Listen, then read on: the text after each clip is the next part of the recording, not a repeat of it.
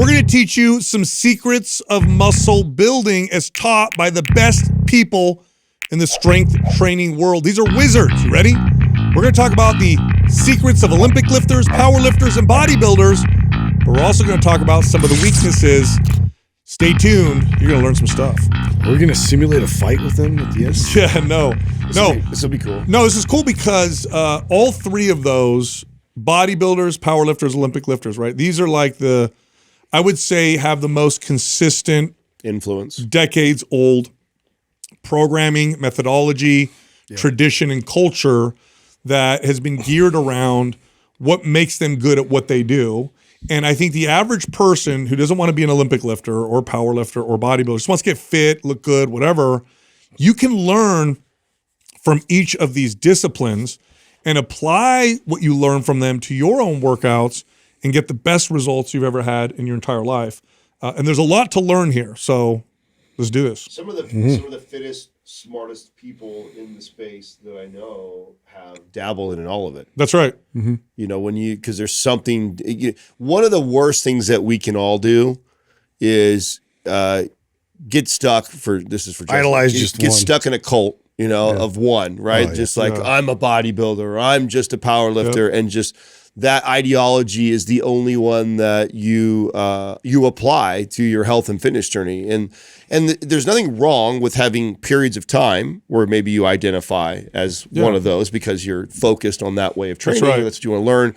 But a much healthier approach towards your journey would be to take some of the best things that all of them have to offer, instead of being so dogmatic about a single approach, which what seems to happen. It tends to be either or. It's you either agree with the way we train or you don't, and it's like your camp versus my camp. Right.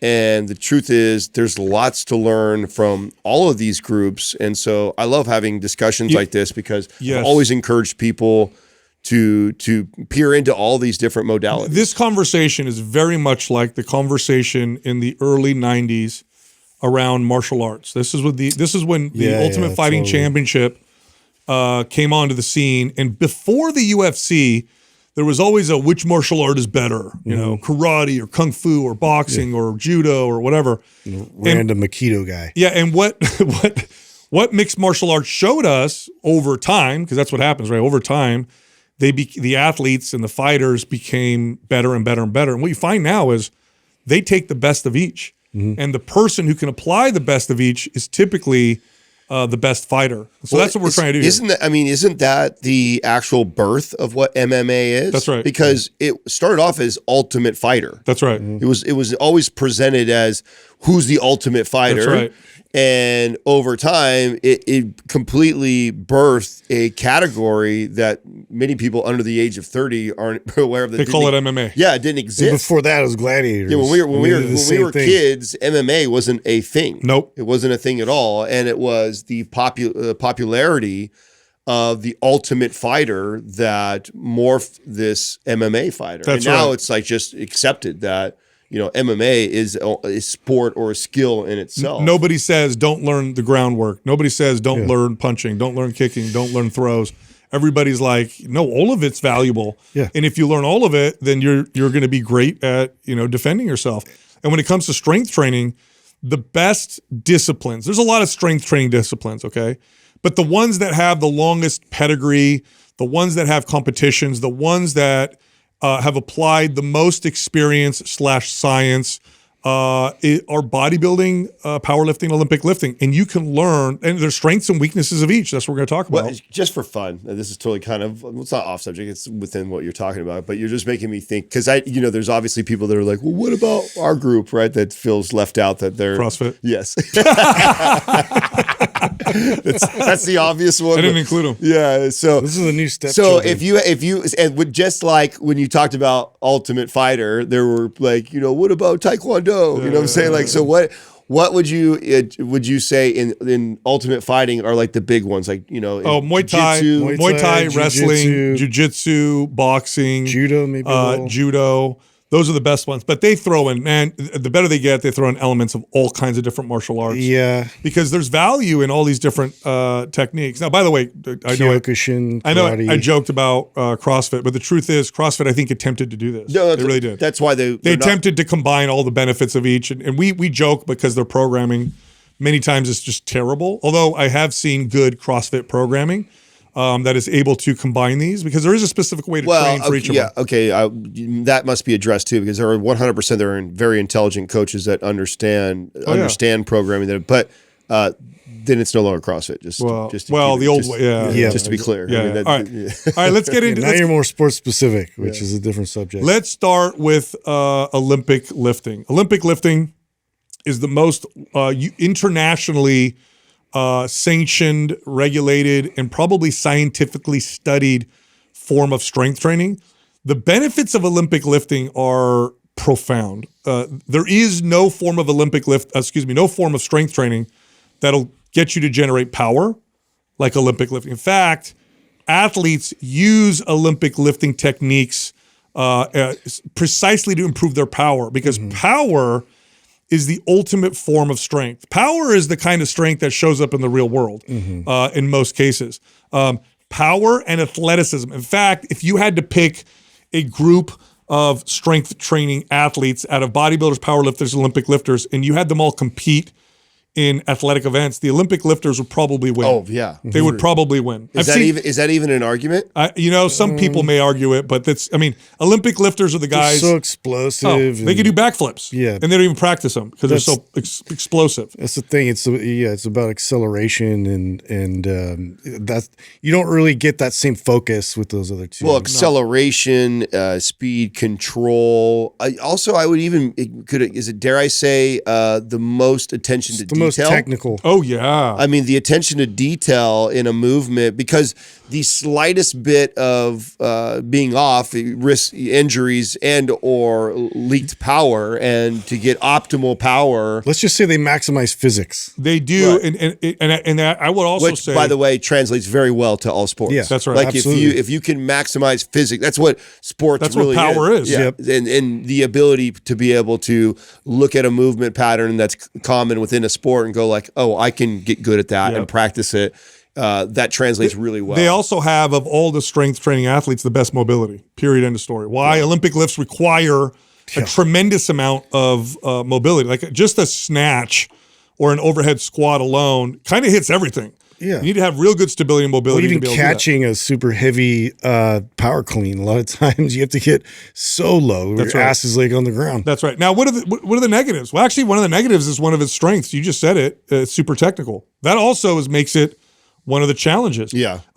In order to be able to do Olympic lifts, it takes a long time just to be able to do it with a broomstick. Very, very, very high as far as an entry level, right? Oh, like yeah. your skill level, your mobility, the amount of practice it takes. It's like none of us would ever take somebody who's beginning their fitness journey and be like, let's go learn Olympic lifting first. No. Right? You wouldn't. So that's a major drawback when you talk about the general population, because the requirements to even be able to practice it and do it. Although you bring up the point of the broomstick, of course we can regress a lot, but it's like that doesn't make sense when you have somebody who's just entering into fitness, where the other ones I could easily see how, we could start right away. Yeah, start right here. Right. Like I'll give you an example.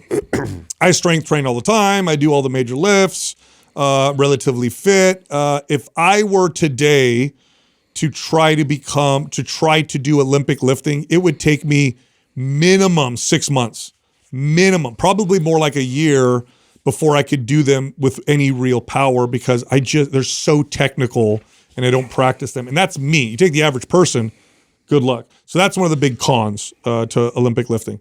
Then we get to powerlifting. So powerlifting is the sport where you're competing to see how much weight you can lift in the bench press, deadlift, and squat. Now, what's one of the pros of powerlifting?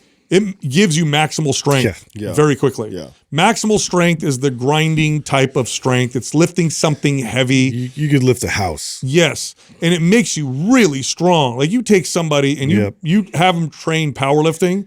they're going to get really strong. They'll get stronger with that kind of strength in powerlifting than they will with any other form. Anything else, yeah. And arguably pack on the most amount of muscle. General muscle, you're going to build a lot. Typically. You're going to build a lot with powerlifting. The other thing with powerlifting that I love, which is a strength, which I also think is a strength of Olympic lifting, is that they have great programming.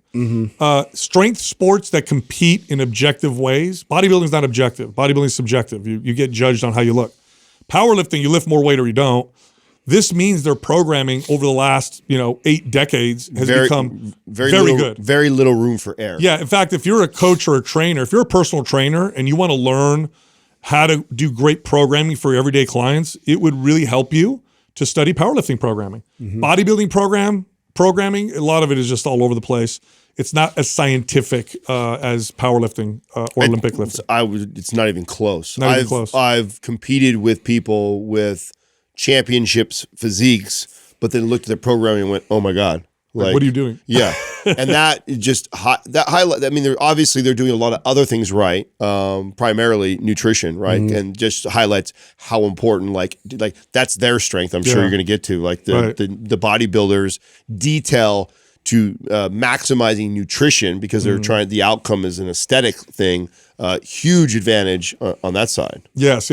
And one of the ways I used to love to use powerlifting for my everyday clients was typically for women who had a history of chronic dieting and had a bad relationship with food and the scale. Great focus. This is a great segue for them. They would come hire me. They're focused on the scale. They've over dieted. And then I go, here's what we're going to do. We're going to throw the scale away. We're just going to get strong and we're going to focus on the bench press, deadlift, and squat. And we're just going to place our focus there. And they would make great aesthetic changes because of the focus of powerlifting, which was away from the scale. Yeah. And all we focused on was how strong you could get. I would hyper-focus. I would make the argument that's what makes it one of its greatest strengths, yet also one of its greatest weaknesses. Yeah. One of its greatest weaknesses is that you could be a championship powerlifter and not be in the best of shape. I mean, sure, strong-wise, that type of shape, but as far as if your desired outcome was sculpting or getting fit or losing body fat, this isn't the ideal. It's more the overall movement of it. So it's a synchronization of like all your muscles working together. And then we start parsing that out with bodybuilding. But what I love about powerlifting, it stretches your capacity to recruit muscle fibers. That's right. There's nothing else that you could train that will compare to that. It maximizes your ultimate potential of recruitment, which then bleeds into any other pursuit. And powerlifting is very empowering. Again, for those that category of clients I was talking about, those women, like this makes them feel good being strong, which is a great lesson to learn when you start strength training and you're afraid of oh God, if I don't lose weight, or I've always need to be skinny type of deal. It's great. Now, one of the big cons of powerlifting is the injury risk, mainly because you're only focused on getting stronger and also because the movements are limited. Like very sagittal plane focus. It's great to get strong at the deadlift, the squat, and the bench press, but do that long enough and injury risk goes up. Because all bilateral, all sagittal plane. Yeah, you're so strong in those movements now for your body weight, but you don't have good lateral stability. You don't have good unilateral stability. You're not rotating. You're not doing a wide breadth of movements. And because you're so focused on the number, you tend to push the number when it might not be appropriate, because that tends to be the top focus. And so injury is high with it. It's like a drag car racer, really good at driving a car really fast in a straight line. Yeah. But ask that same driver to go race around the Nürburgring, and it's like, okay, whole different ball game car now. Flips over. Right. Totally different ball game now, but incredible for that straight line power. Today's program giveaway is MAPS Powerlift. To win, leave a comment below this video in the first 24 hours that we drop it. Subscribe to this channel, turn on notifications. If you win, we'll let you know in that comment section. We also have a sale. The Shredded Summer Bundle and the Bikini Bundle of programs are both 50% off. If you're interested, go to mapsfitnessproducts.com and then use the code June50 for the discount. Back to the show. All right, let's get to bodybuilding. Probably the most influential form of strength training for the general public. In fact, it was the only one for a long time. It took a long time for powerlifting to influence everyday people, and it took a long time for Olympic lifting to make a dent in regular gyms. I mean, bumper plates didn't exist until recently in everyday gyms. So bodybuilding, very influential. Bodybuilding, one of the big pros of bodybuilding is its aesthetic effects. It is bodybuilding, its very nature is to shape and sculpt your body like a sculptor. So powerlifting, Olympic lifting, here's your movements. I want to shape this. Who cares? Squat more, right?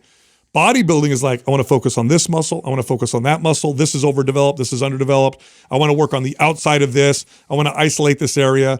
It's very aesthetic focused. And literally, it is the best form of exercise for changing the way your body looks. Period. This is such a huge advantage because most people that come into the gym and hire a personal trainer want to look different. Yes. It's very That's the number one goal. Yeah, very rare you get somebody who wants to, you get it, but and more today than you did, say, 20 years ago. Very few people come in and say, I want to be strong. That's all I care about. I just want to be strong. Most people want to look a certain way, and none of those other modalities are going to teach you the level of nutrition that is required to move your body and change your body in that way. Everything we know about dieting to get lean came from bodybuilding. Period. End of story. Bodybuilders were way ahead of the curve. You talk about low carb dieting. I remember in the 90s, low carb diet. They were doing that in the 50s. You talk about carb cycling. You talk about the impact of protein. Everybody knows now high protein makes a big difference. They were doing this in the 20s. They were doing this when people said it was dangerous. They were eating high protein. Whole natural foods, bodybuilding. Like bodybuilders understand diet for aesthetics better than anybody in the world. Well, just the concept of growing your muscle without like increasing your overall mass, like just isolating, like how can we grow the size of this muscle? Like those other modalities don't focus on that. It's like, if anything, it's about adding more calories and getting, more mass so that you can push more load.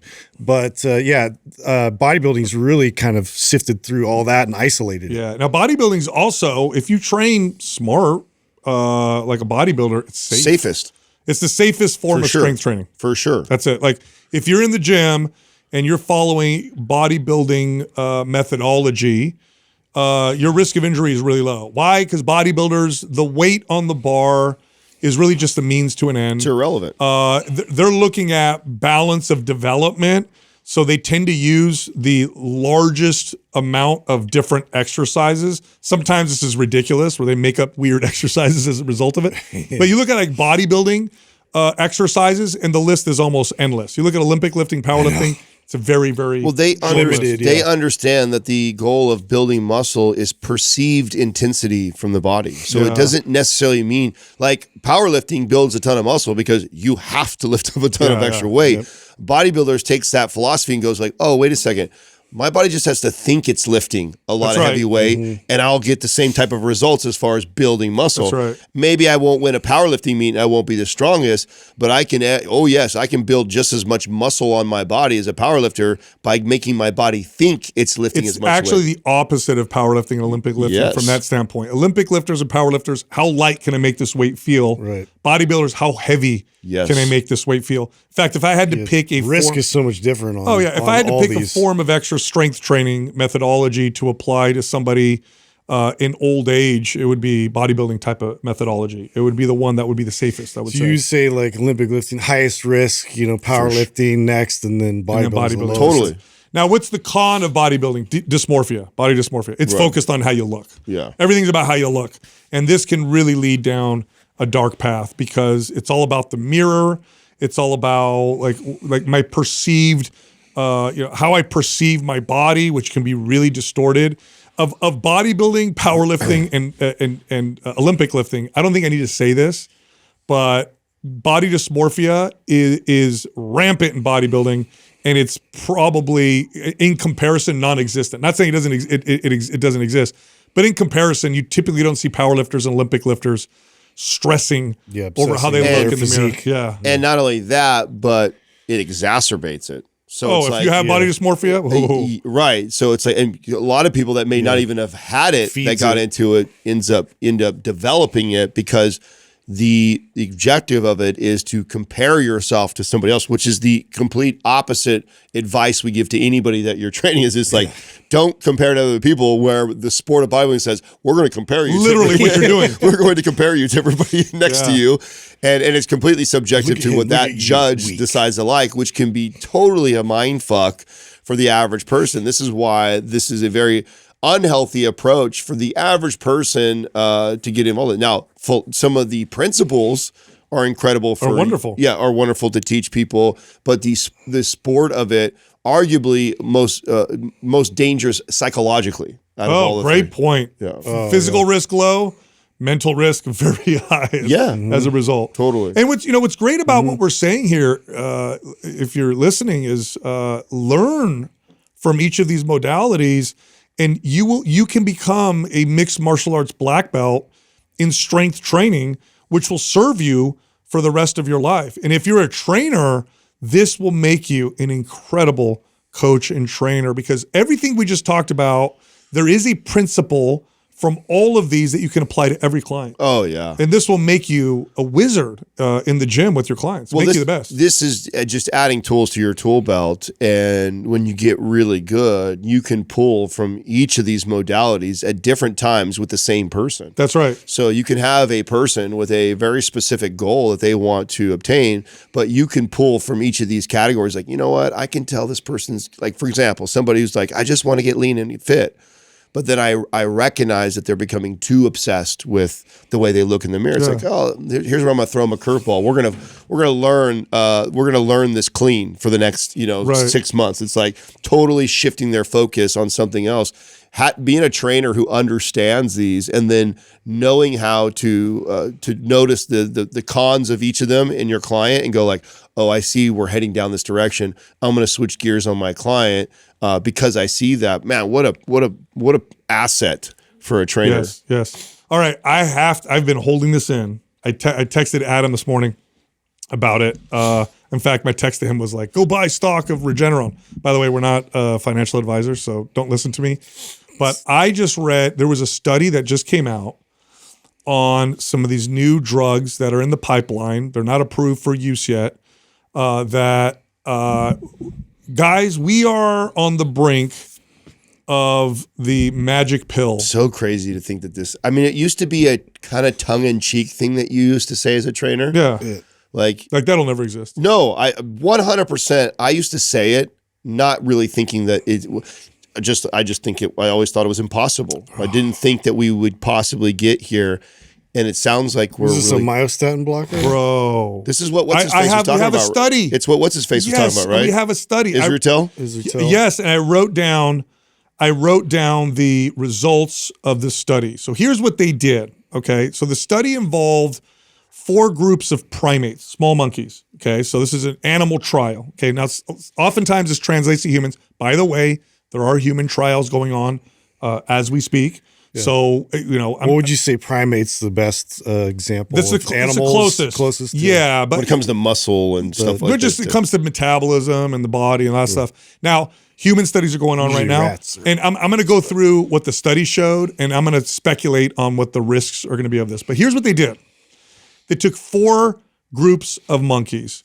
Group 1 is your nothing. They give them nothing. They're just the natty monkeys, okay? And these monkeys, they put them in a calorie deficit. So they put them on a diet. Group 2, they put them on semaglutide. This is Ozempic. This is the popular GLP-1. We know what that does. Group 3 was on semaglutide plus a myostatin blocking, essentially, drug. And then group 4, they put them on semaglutide, myostatin blocking drug, plus an activin A blocking drug. Now, both myostatin and activin A are essentially muscle growth limiters. They exist in the body, and it seems that their primary function is to just put the brakes on how much muscle you can build, okay? So what these drugs do is they essentially block myostatin and activin A, so now you don't have the brakes on how much muscle you can build. No more governing. Yes, no more governing. Here's what happened to the monkeys. Now, all of the measurements were in grams because they're small. So when I say like they lost this many grams, gained that many grams. Isn't this the beginning of Planet of the Apes? Bro, just trip off this. So group 1 on the calorie deficit lost 400 grams of fat and also lost 15 grams of muscle, which isn't bad, by the way. It's not a bad ratio. Yeah. 400, 15.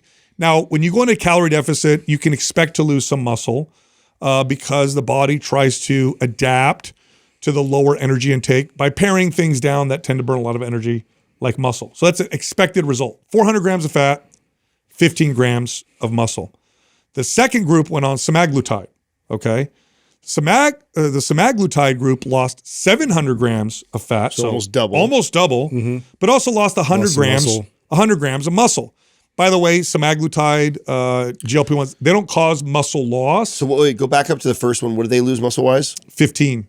Oh, wow. So more than quadruple of the muscle loss also. Yes, yes. However, they also ate less. You know, semaglutide. Of course. That's what, I mean, if I had to translate what that is that the calorie deficit was bigger. The calorie deficit was much bigger in group 2. Right. But that's expected. This is what we see in the data with GLP-1s. You'll lose more body fat, but you're going to eat a little, you're going to eat too little. Not to throw you off track right now, just because I want to step by step as we go through the study to poke holes or point out things, I should say, to the audience. Had the second group kept the calorie deficit exactly the same as the natural group, they would have lost less muscle. They would have lost less muscle. Yeah, right? yeah. So And I just if want they to make strength train, I just want to make that clear because what someone might be hearing right away is like, oh my God, this is why GLP-1s are so bad. No, we've talked about this a million times. Bump your protein. But that's what happened in this study. What happened was we just let them probably do their thing. They ate less. And they ate less. But they lost almost twice as much body fat. All right, here's where it gets interesting. Group 3, semaglutide plus myostatin inhibiting or blocking drug. They lost 1,300 grams of fat. Okay, they lost a lot more body fat than group 1 and almost double group 2. Here's how much muscle they lost. You ready? Yeah. 15 grams. They lost almost nothing. Almost nothing. Wow. But lost all that body fat. More than triple the body fat of the first group. Wow. Okay, you guys ready where it gets weird? Oh my God. Don't tell me someone built why they lost. Here's where it gets weird. How's that possible? No, here's where it gets weird. Group 4 on the GLP-1 plus myostatin inhibiting drug plus activin A inhibiting drug lost 1,400 grams of fat. They lost 100 extra grams of fat just from being on those extra drugs. They gained 400 grams of muscle. Bro, how's this? And they're not even doing anything different. Listen, activity. Help me science this. Hold on. How is that even without the extra calories and nutrients? Does that mean, Sal, that there still had to have been periods of time in the cycle that they had to have been for momentarily in a surplus? No. Yeah, no, the drug actually can do that, can actually build muscle, because up until this point, yes, it can. Up until this point, that's impossible. Okay, up until this point, just so people know that even when we take a snapshot, I was an example of this with muscle memory working for me. The 30-day test I did, I showed that I actually lost 20 pounds of fat. I also built a couple pounds of muscle. Yes. Now, what people don't understand is that I didn't actually do that at the exact same time. What really happened in those 30 days was there was moments when my body was in a calorie deficit and I got max body fat loss, and then there was moments when I was in I did the flip. Sorry, I built 20 pounds of muscle and I lost a few pounds of fat. Sorry, I misrepresented that.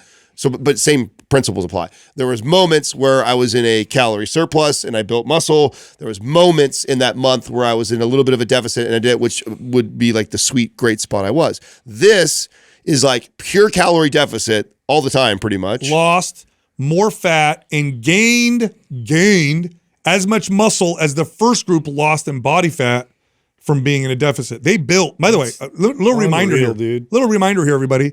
None of the monkeys did strength training. Yeah.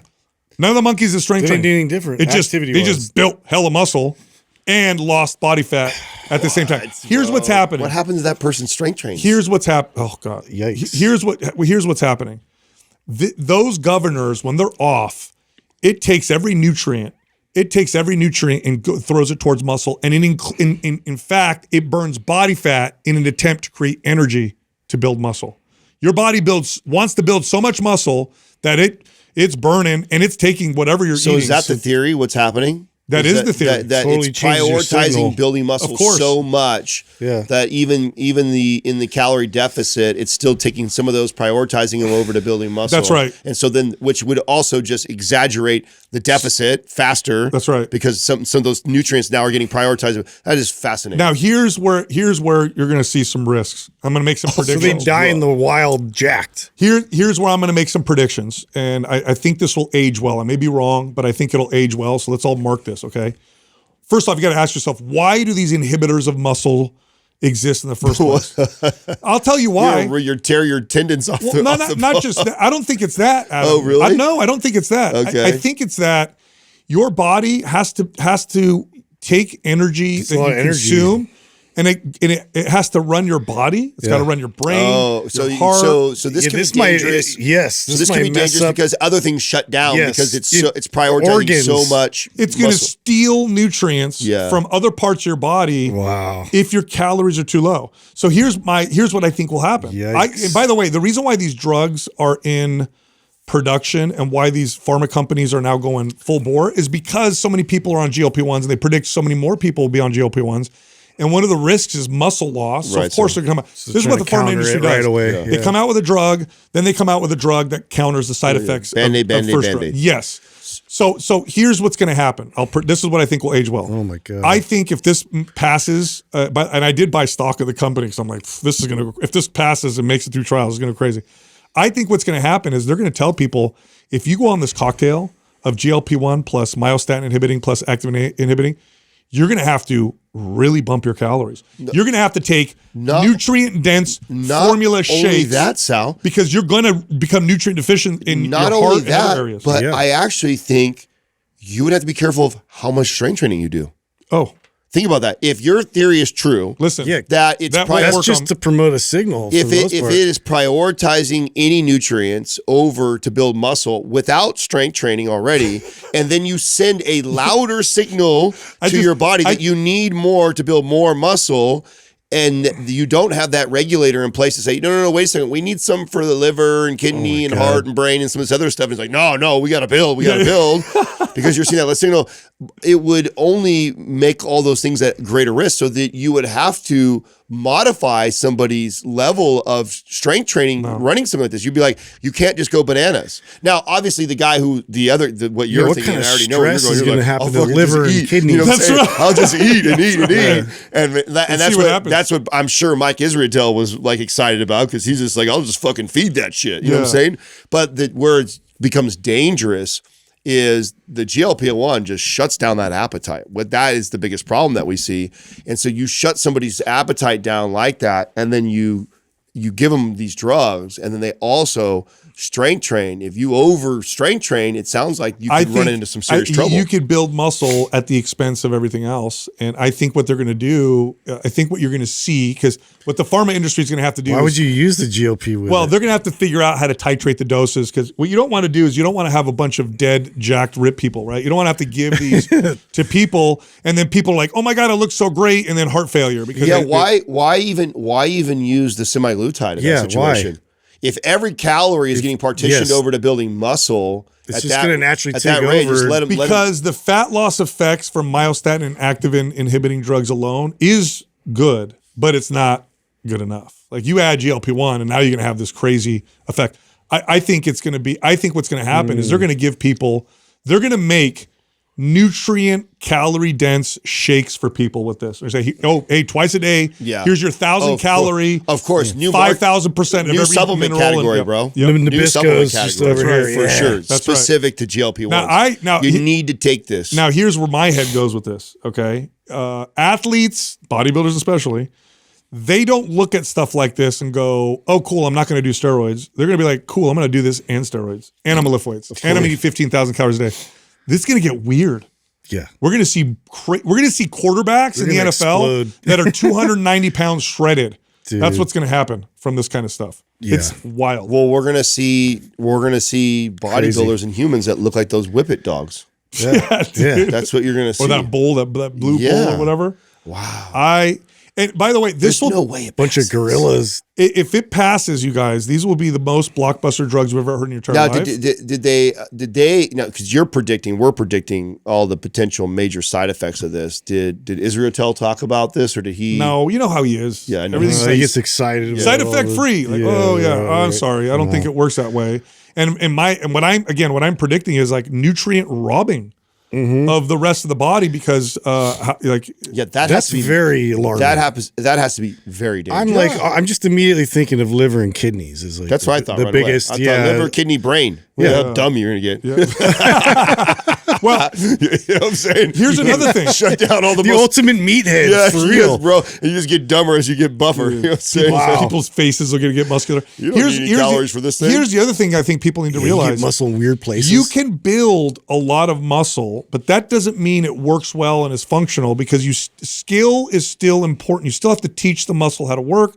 You still have to be able to practice exercises to have that mobility. Yeah. So you may have a bunch of look good situations. Well, the real muscle bound sort of person, right? At that point, you grow it so fast, like if you don't know how to use it. Well, so that was my first initial thought was tearing. Like oh man, how many injuries are going to get people? That how does it affect a ligament and cartilage and all that? I haven't read anything on that. No. Okay. Yeah, and if that can't keep up with the rate of muscle building on those people, it's like they're for sure. No, but I'm looking at this and I'm like, if this becomes, I know, if this passes Pandora's box, dude. Because right now they're in phase 2, right? If this passes trials, this is as close as I could imagine to a miracle drug. To the miracle, the pill that we always hypothetically or tongue in cheek talked about. Like, by the way, here's what's going to happen. Okay. This will happen for unearned physique. It's not just that. Like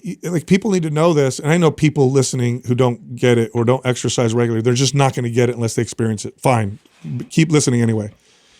You're going to get a bunch of unhappy, fit-looking people. Yeah, of course. Because the 99.9% of the benefits you get from fitness, as shown by all the data, is in how you look. Is not in how you look. It's everything else.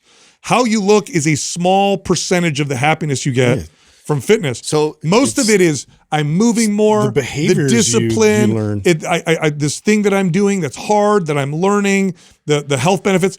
That's all the benefits. This small benefit is what people think all the benefit is. Everybody thinks if you look good, that's what makes you happy. That's not the case. People who are fit are happy, and it's not because of the way they look.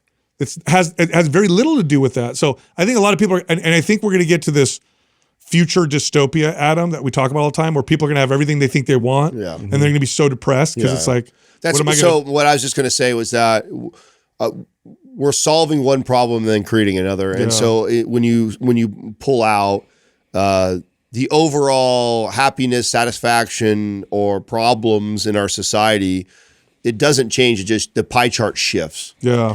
So rise in depression, suicide, all that stuff, less obese people. Here's an example. I got to sell my Rascal Scooter sock. Maybe some people get so jacked that that's I'll give you an analogy, okay? Today, because of technology, here's your this I think illustrates it really well. Because of technology today, we are technically more connected to each other than ever in human history. That's a fact. It's a fact that you're in contact and communication, both real and potential, with more people today than anyone ever has been in the history of the world. Yet, we are lonelier than ever. Yeah. Explain that to me. Here's why. That's what I mean. It's not real. We'll have less obese people, but just more depression. That's right. So it's just like, okay, cool, we've solved that, but then now our suicide rates and all the other stuff goes up. Anxiety and depression, which I think the next route for pharma, you know what I think this cocktail is going to include? Happy drugs. I think you're going to get a cocktail of look good and happy drugs, and then let's see what happens. Oh boy, it's going to be weird.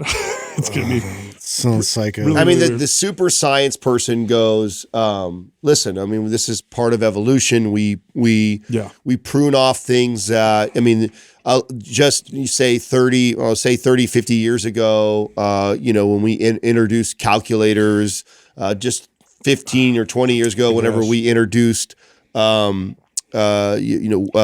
navigation apps, yeah, cell phones for phone numbers. Yeah. I mean, for the life of you, one of you probably couldn't remember a phone number or a direction to get somewhere. No, you're right. And so it's like what you're highlighting is human nature. Yeah. All of the stuff that we're going to do won't change human nature. No. And so human nature is going to be challenged no matter what. No matter what we figure out and solve. Just changes the challenge. This is why I love science fiction, because it's like one of the only things that actually challenges a lot of these like thoughts and like what it gives you like a little bit of a moral, like a forewarning.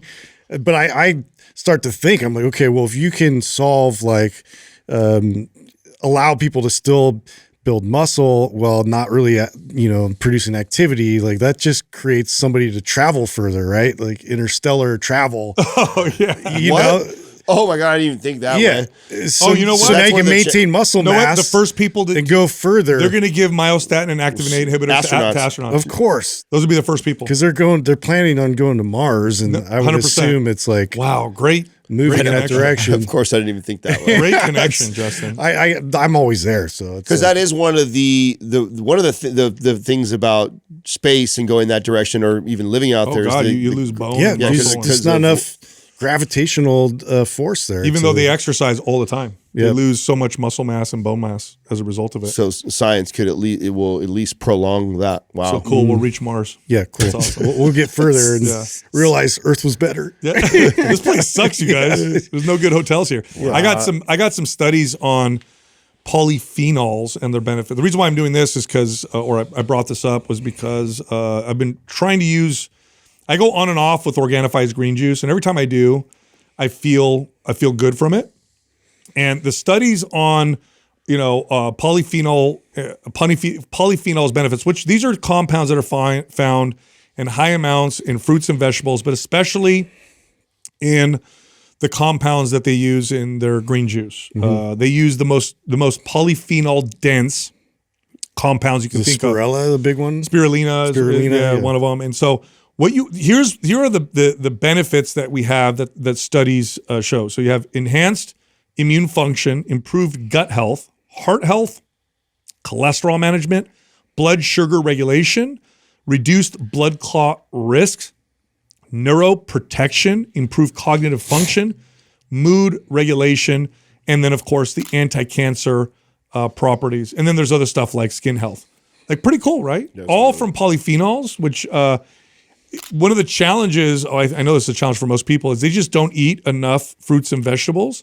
But like Organifi's green juice is a nice second place because it's got all that and it's like a little. No, I mean, since day one, we've always been consistent with recommending to people to go through Whole Foods. The reality of it, I mean, being honest, when I talk about if someone were to ask me to critique my own personal diet where I know I can improve and I consistently not, it's the amount of vegetables that I get into the diet. Yeah, I'm decent at fruit.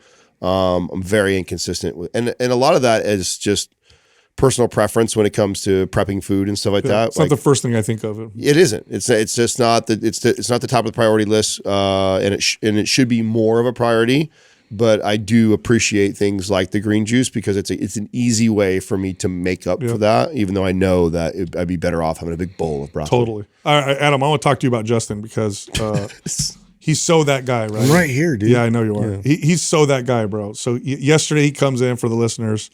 And he's got this look on his face that he'll get when he's serious pain. Like that. Like he's like something's happening with Justin. By the way, when you can tell something's happening with Justin, it's already DEFCON. It's too late. 5. Like we're already there. Like nuclear war's start already. Yeah, that's true. And he's like, he has like really bad tooth pain. We get a message in the morning. I need emergency dental surgery, you guys. I can record one episode and then I got to bounce. So he takes off. So all right, tell everybody what happened, what they found, because then I'm going to make a point. Yeah, so I had this dull pain for a long time, but it got really bad, and so I mean, it radiated all the way, like every single tooth on my top right side, and then the bottom side, and my cheek, and so your face. It was excruciating. Yeah. So I was trying to hold it together. I was like swishing some Element, salt water while we were answering questions. And obviously I was doing a terrible job answering questions because I was just kind of like, like trying to hold it together. All mean to everybody. Yeah, and so I took off, and then I had like an hour to drive to Hollister to meet up with my dentist friend, and so I finally got there, and he looked at it and with the X-rays and saw that there was an infection, and he actually was able to take the crown off and saw just pus, like just disgusting, gross, like he was in there just sucking it out, and it took him a long time to get it all out, and he was so apparently it was just like really, really poorly, like badly infected, and so I had that fixed. I also had it got so bad that my sinus was also infected as a result of that. So the reason why you're that guy, he's that guy, just as that guy that goes to the hospital and the doctor's like, you've been having a heart attack for 3 weeks. Like, what did you, why did you come in? Yeah. That, what you just said, takes a while, bro. I know. Yeah. Yeah. No, I like going back and feeling how I feel. I'm like, oh my God, I'm like a totally different human being today. Like, I just feel electric. I'm just like, oh my God, I feel good. How long would that affect you? I don't know how long I've had. I feel like I've had a really long time. It's got to be weeks. Did he estimate or no? Because even before, you know how you have like sensitivity to cold and hot sometimes, and even when I'd floss, I was like, ugh, and I'd have like gum bleed. I'll do nothing about it. Yeah. I got to change my diet, or, you know, I got to stop eating inflammatory foods and blah, blah, blah. Yeah. And I would adjust things, and then I would go back to like, you know, I'd have like a drink of alcohol, and then it'd just get all inflamed again. And I'm like, why did I do that? But I'd just deal with it. And it was just every day I'm just a little low pain, whatever, just deal with it, you know, and that's just been my MO. And it just got so bad. And I'm guilty of that. It's your greatest strengths are weak. Like I deal with things, and I should address it earlier. I don't feel pain, especially with pain, because it's just how do each of us play that out? You know, how does it look in each one of us? How uniquely different to to do something like that? No. Like that happens to you. It happens to me. It happens. So it happened to Justin, obviously. But then play it out. Yeah. It happens. So this is how I'll tell you. Let me tell you how it happens. Like Sal. I have cancer. Yeah. So the minute he feels something in his mouth, he's Wikipediaing all the worst things that could possibly be, letting everybody know that this could be his last year working for the company, what to do if he's gone. I love you guys. Calling all his family members within the first week, right? He notices something is off, slightly off. Yeah. It's got to be cancer or something like that. I'm probably I'm a bear probably. Yeah, you're just man, we can't tell. We just get angry and we're like, what's wrong with that? I'm like, well, that's normal. But meanwhile, this underlying thing starts to bother me. I'm on edge. I'm angry. I'm irritable about it. But I definitely go in before him, and I definitely don't think I'm going to die of cancer like you. So bro, that was there for a while. You know what you remind me of? You guys remember the movie Predator? Yeah. Jesse Ventura's character. Yeah. He's the one with the big, remember when like they're shooting bombs or whatever's going off, and then his buddy looks at him and he's like, you're bleeding, bro. And he's like, I ain't got time to bleed. I have no time to bleed. Pick up my arm. Let's keep going. This is naive of me to ask this or say this. Is I would have thought the alcohol wouldn't be that bad for it. Or is it because the sugar that's in alcohol that is so bad for it? Yeah, I think it's the sugar because you get inflamed from alcohol. That's the thing. Is like and the inflammation. Yeah, temporarily. Like I actually took it was a couple days ago. I was like in pain, and I just took a shot of whiskey and then swashed it around, and it numbed it. But then later it got inflamed. Okay, so that's what I was going to say, because I would think that there would be some benefit of the alcohol on that, you know, the cleaning alcohol properties of it, right? But then the sugar probably is not good for it whatsoever. You know, and I think it all goes back to when you're a kid and you build these behaviors and habits based on like what somebody told me. Like, so when I first broke my arm and I didn't cry and I went into the emergency room and I was just sitting there in my little army gear because I was playing Army Man like outside, and this nurse comes in and is like, "You're the bravest." Oh, that's it. Bravest kid I've ever met. You know, and just like was going over the top of it. I'm just like, she's probably attractive. Really? Yeah. Yeah. I'll always act this way from now on. From now on. Always like pain is not even like it doesn't. That's great self-awareness. You can connect it all. Meanwhile, when I get hurt, like every woman in my family, oh poor, come here, let me give you a hug. Oh, okay. That's you. You know, saying I'm probably dying. We know what happened to you. We won't bring that up. When you got sick that one time. Don't forget that, bro. How crazy is that? When you think about, when you unpack how we all react, has definitely probably the way we were A woman raised. was a part of this whole thing. For all of us. All Yes, of us. that's And I the think common denominator. how I said each one of us would play out 100%. You could probably connect it all back. So when to, when Adam's sick, he gets in the mood. Yeah. We're like, why bro, relax. What are you doing? You got a fever. we're not going to beat you, dog. Calm down. I know. Oh my god! Dang. You know, bro. Speaking of kids, dude. I've brought it up a few times on this podcast that Max is. I made this commitment. I don't know if you guys did this or not, but I never wanted to be the dad who was just like, because I told you so, or dismissive, or annoyed when your kid is at that age when he's just like, why, why everything and want explanation. And so I embraced, I know that day's coming, and I went, what a great opportunity. Right? I reframed it before it even came. Like, what a great opportunity for me to learn things that I don't know, right? Because he's going to ask some shit that I don't know, and so I'm going to have to do that. So it's fun now. And I've just decided, and sometimes it's a bit because I got to stop what I'm doing and I don't know, and so I got to Google it, and then we got to look it up, and then we learn about it. I told you guys we've been going down the storm rabbit hole and everything like that, and so I've learned a ton about storms. So the recent thing happened yesterday. We were watching, what was he? Oh, he was watching Little Einsteins, and there was a scene in there that was a booby trap, and he goes, "Daddy, what's a booby trap?" And do you guys know what a booby trap is? Yeah. Do you know where it came from? I don't know where the term came from. Yeah, so I know. Was it cleavage? No, it has. Think of what that's okay. So just like what you just did right there, I'm like, why would they call it a booby trap? Like it's a trap. Why is it called a booby trap? Do you know there's an origin to it?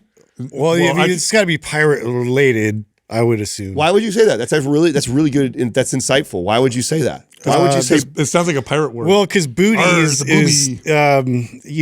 that's your treasure, right? And then so it's not a booby trap. It's booby. It's actually booby. Yeah, booby. It just sounds like a sailor. Well, the fact that word. you nailed that and he didn't, I'm surprised because I thought if anyone would know, it'd be this guy with his random knowledge that he knows. It is related to that, and so a booby is a type of bird that sailors used to trap. Oh yeah. Okay. And so that makes sense. Great guess. Hey, what do you think a booby bird looks like, Justin? I mean, the fact that you went right away. Hey, the pirates were like, catch that bird. Get that bird. Catch him. Catch two of them. We want two birds. That and a manatee. The fact that you went right to pirate and sailor impresses me because I was like just dumbfounded. Right away I went, it is a trap, but why do they call it a booby trap? Like, that is a great question, son. Like, let's look this up. That's right? awesome. So we look it up, and then I'm like, oh my God, it's named after a bird. And yeah, sailors used to trap those birds, hence the word booby trap. And that's what That's awesome. Yeah. All right, I gotta mention one of our sponsors. I like it. Talk about the Joovv red light. People ask how fast do they see results on their skin? Immediately. It's within 1 or 2 sessions. Yeah.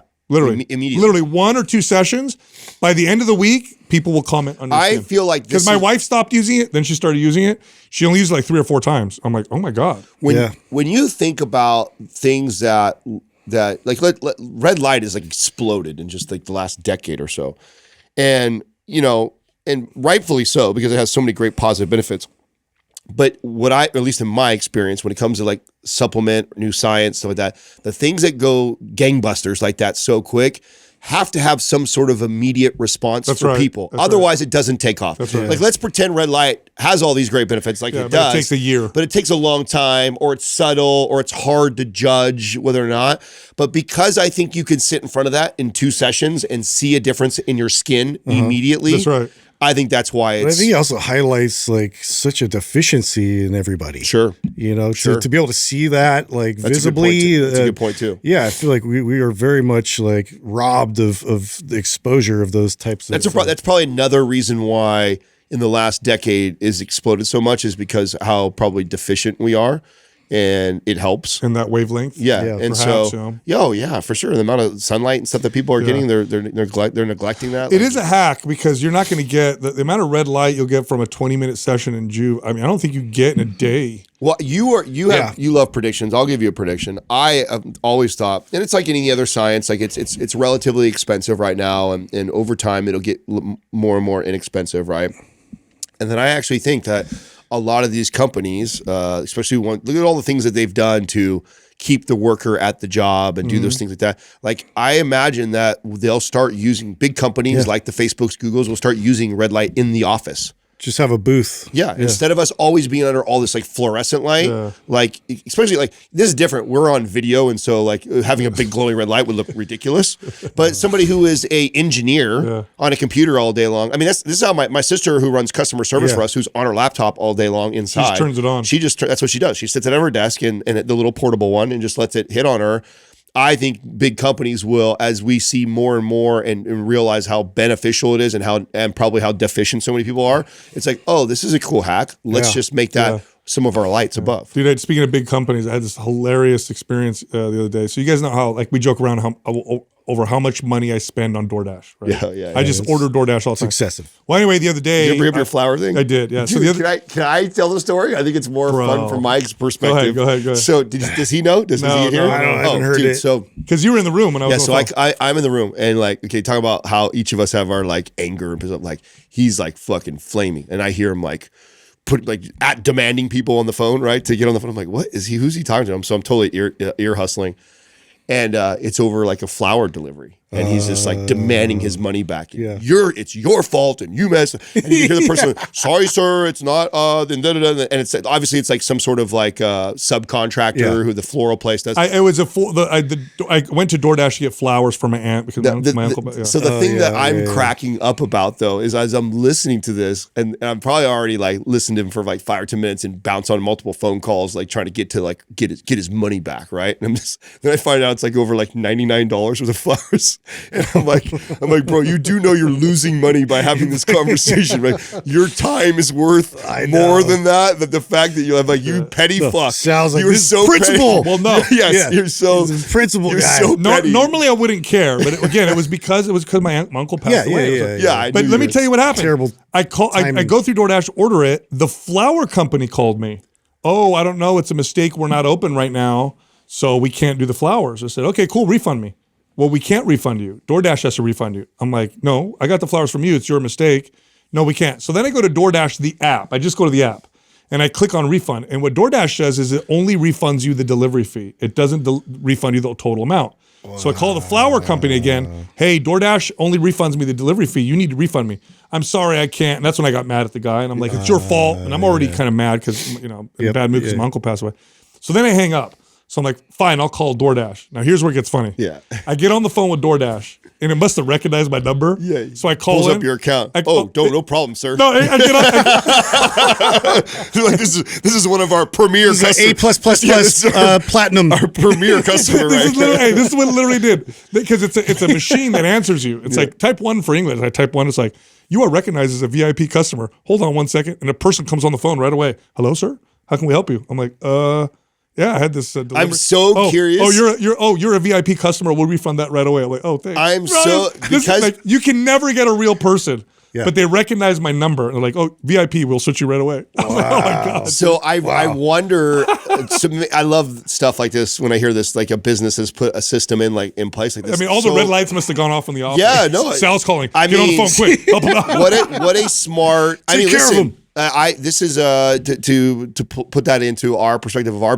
I care about this stuff, right? I'm always thinking about this stuff, and I talk to our customer service team all the time, and I'm always like, and sometimes they get frustrated with things like that, and I always go like, did you pull up their account? Yeah. Did you pull up? Because in HubSpot we can see all their activity, all the things they've purchased for us. And I'm like, a loyal customer should definitely be treated that's how, I'm like, they've spent over $1,000 with us. Give it to them. Yeah. I don't care that they're wrong. I don't care that whatever. Yeah, we'll eat it. Eat it because it doesn't cost a company that much money. They are a valued customer, and even if they are wrong, I'd rather them go like, oh, that was such a great process on our end, even though I know they're being rude to you. I know they're doing this, so that. That's now granted. What normally actually happens is the people that spend $0 are also are the people that are the biggest complainers. Yeah. Those people fuck off. That's why so when our customer service, when you're rude to my customer service team, and you're also the person who's a miser and you haven't spent any money, and I can see all the free stuff you've got of ours, and then on top of that, you're being rude to my people. Yeah, you can fly a fucking kite. Yeah. But if you're somebody who is a valued customer, as you are to DoorDash, it's like, just give the dude his money. Even if it's not our fault, give the dude his money. What's funny to me is nobody looked me up. I was flagged. I literally get on, I called them. That's what I mean. I bet they have a system. I bet they have a system in place. It literally said, we recognize you as a VIP customer. Hold on one second. There's got to be. Someone went on right away. Imagine if we had that. That's why I'm talking this out loud right now. Is like, oh, that would be really cool. Is if, because we get enough emails. There's a picture of me up in there. It's a gold standard.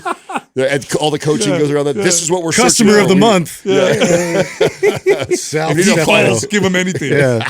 He pays everybody's paycheck in here. You understand? Yeah. It's gotten bad, huh? I know. It's so bad, dude. Well, people just, whatever. But I think it's the fact that you were spending your time doing that. I was just like, oh my God, this guy. As I'm the opposite. Like, and Katrina even gets mad at me when, like, I won't even go. I'm I'll so bad. I won't even return something. Yeah, I know. Courtney, return. I never return. I never return. I would typically. I weigh that out. I'm like, it's like, we're not going to use it. Go return. I'm like, we already opened it. It's fucking $9. Like, it's gonna cost me more in gas. Like, we're losing more money returning it. Like, oh my God, I had a funny interact. One of my friends, and I won't put him on blast, but like he was like, dude, I hit a really low point. Like, I took a dead plant and brought it back to Costco to get my money back. I was like, you cheap fucking bastard. God, dude. Oh my God. That's so hey, he's like, I need the money, dude. They'll take back anything, dude. Yeah, they will. My grandfather was like, but he grew up poor as hell. He would if he opened a bag of like hot dog buns and one of them was broken, I want to replace this one bun. Yeah, he went through the Great Depression. That's different. That's how you ever heard Dave Ramsey talk about his dad and the lessons he learned from his dad. Part of why Dave Ramsey is this guy who teaches everybody how to do this so much is because he was influenced by his dad who went through the Great Depression, who used to, if they were redoing the deck, the nails they pulled out of the wood, he would collect so he could reuse. Like, who the hell does that? My grandfather, I know he used to bring clippers to the grocery store because he would cut the stems off of vegetables, and I'd be like, what are you doing? No, I'm not going to pay for the stem. Your 0.005 pounds that you just said. It's a good time. Luminose by Intera uses peptide science to make your skin look amazing and also regrow hair on your head. This is the highest concentration of effective peptides you'll find anywhere. They're having a Father's Day sale, by the way. Go to enteraskincare.com. That's ENTERA skincare.com/MPM. Use the code MPM and get a massive, massive discount. Back to the show. Our first caller is Camille from Texas. Hi, Camille. How you doing, Camille? How are you? Hi, guys. How you doing? Nice to meet y'all. You too. Yeah, how can we help you? So first of all, I've been listening to you guys for about 1.5 years. Y'all have totally changed my perspective on everything health and fitness, and I drive a ton for my job, so you guys have been my #1 source of entertainment and education. So thank you guys for that. Awesome. Thank you so much.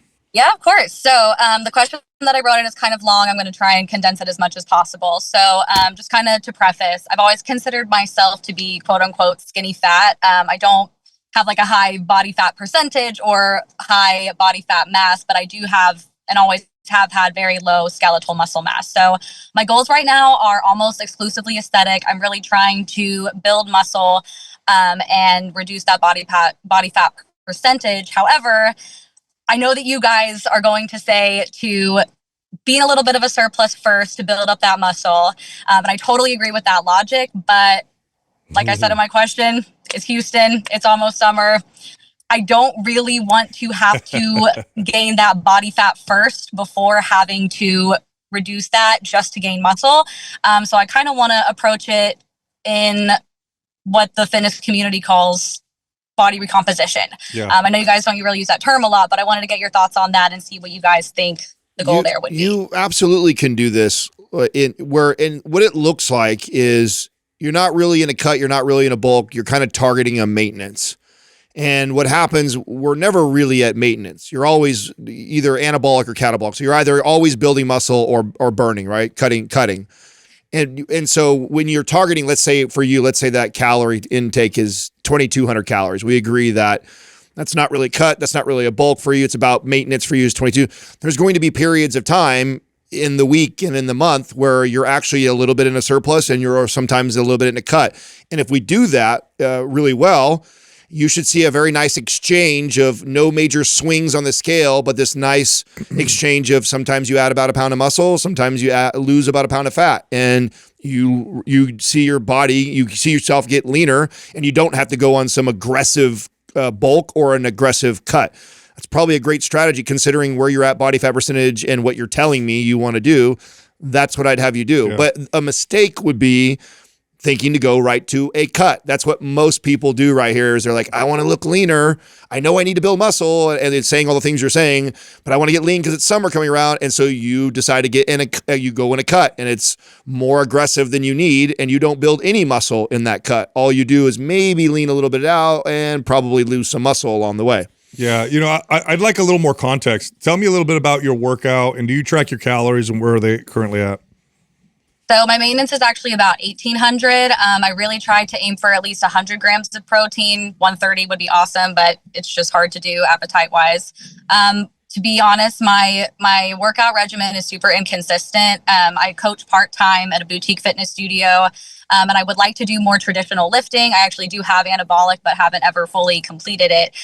So I want to get back into the gym, get back into weightlifting. But right now, a lot of what I do is kind of like walking. I do a ton of walking for my job and a lot of reformer-based strength training. Oh yeah, that's not strength training. Okay, yeah. Well, I got the answer for you. This will give you everything you're looking for. So it says in your question that you're at what, 21% body fat? Yes. Okay, so what look are you looking for, by the way? What do you want to look like? Because you said it's Houston, summer's coming up. Like Justin? What do you? You can only hope. A lot of people want to look like him. Yeah. No. What look are you looking for? Well, I'm very lean, or I'm lanky, let me put it that way. So I know you guys hate the word tone, but I do just want to tone up and be leaner. Camille, you just got to build muscle. Yeah. 21% body fat is a great body fat percentage to be at for a female. The look that you're looking for is going to come from more muscle, not less body fat. Yep. Right. Okay. Your 1,800 calories is low. Yep. So I would bump your calories to 2,000 at least to start with, and I would start consistently doing MAPS anabolic. Okay. Consistently. Don't need to add any other activity.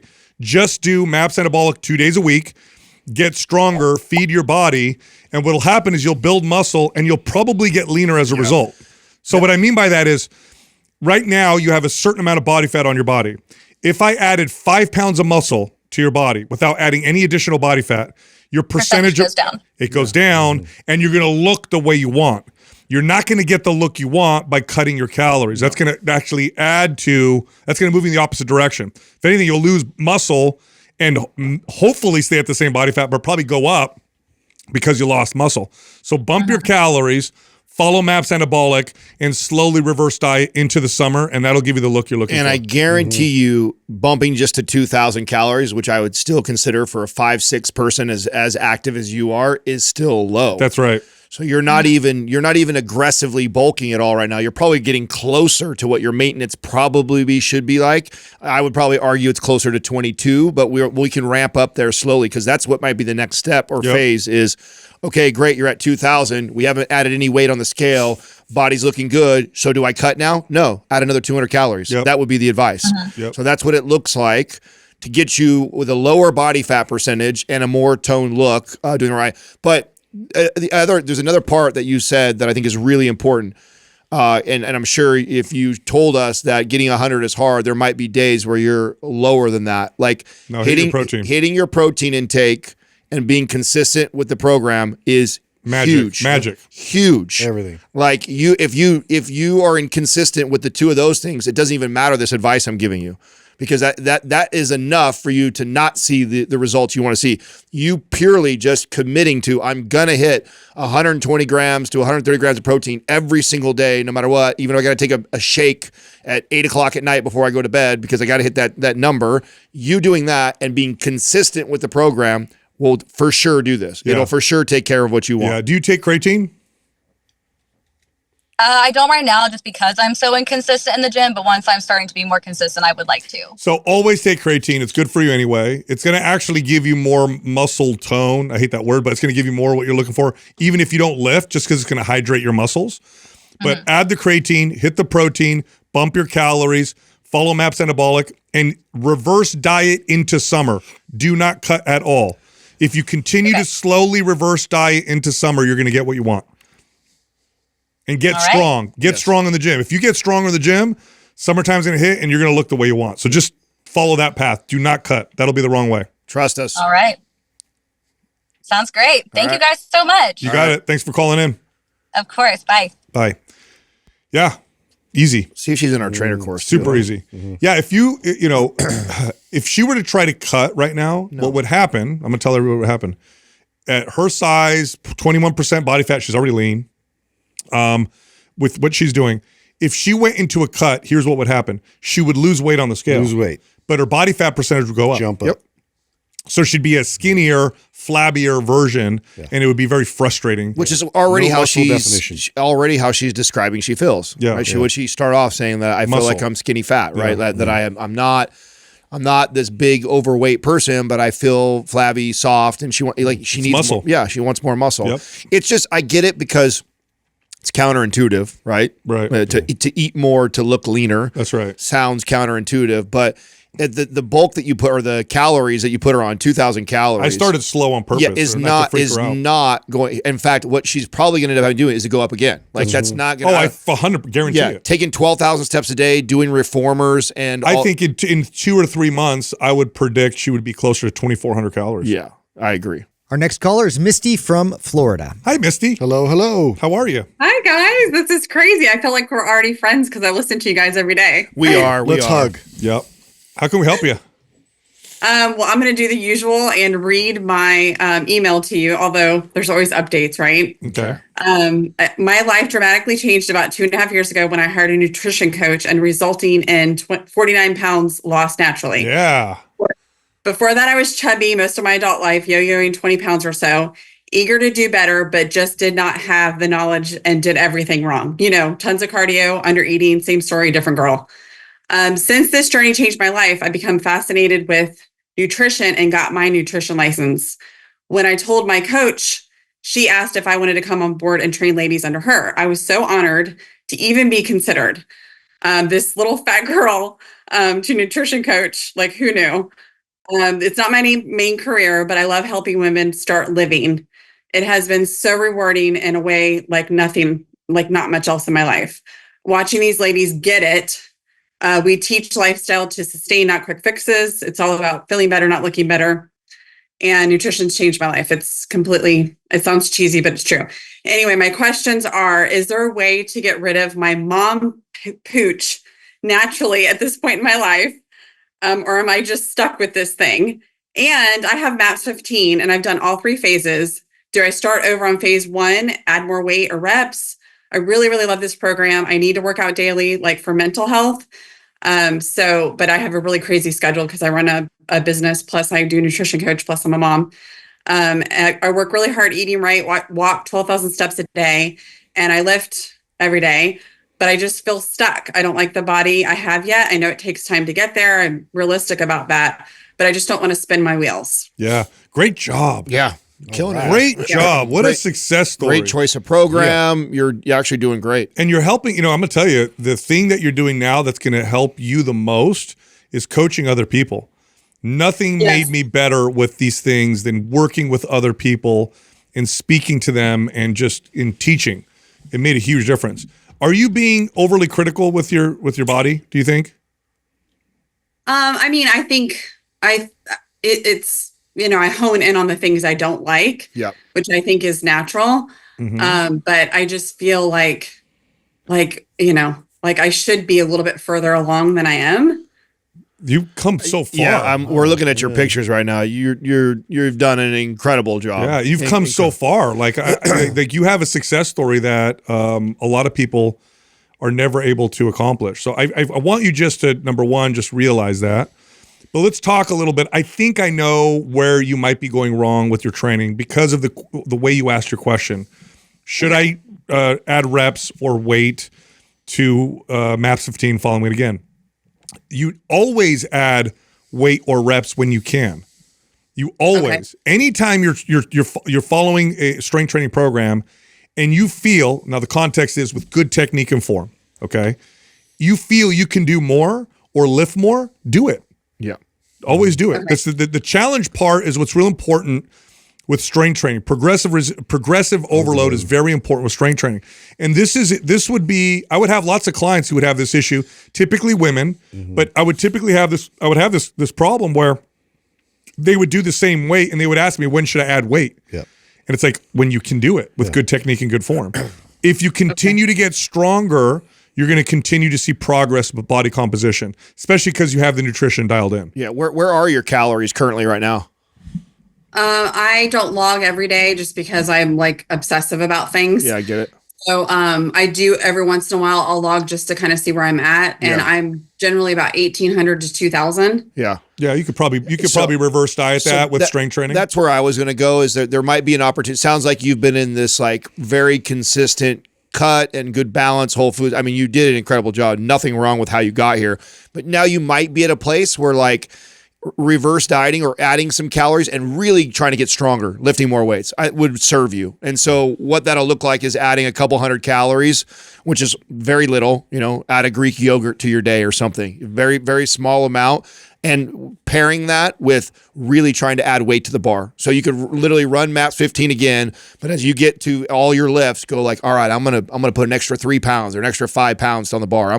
And really have that mentality going through it a second time, while also giving yourself that extra 200 calories. You're gonna put on some muscle, and you put on that muscle, it's only gonna help build your metabolism. It's only gonna make you look tighter and leaner, and that area that you're talking about, it'll come off. And I don't know how long you've been listening to the show, but when I went through a long time ago when I was competing and documenting that on here, I talked about that it was really interesting that when I got really, really lean for stage, I still had this like little pooch. It was crazy. But my body fat was in the single digits, but then I still had like this little pooch that wouldn't, it drove me crazy because I'm so lean that I would think that it wouldn't go there.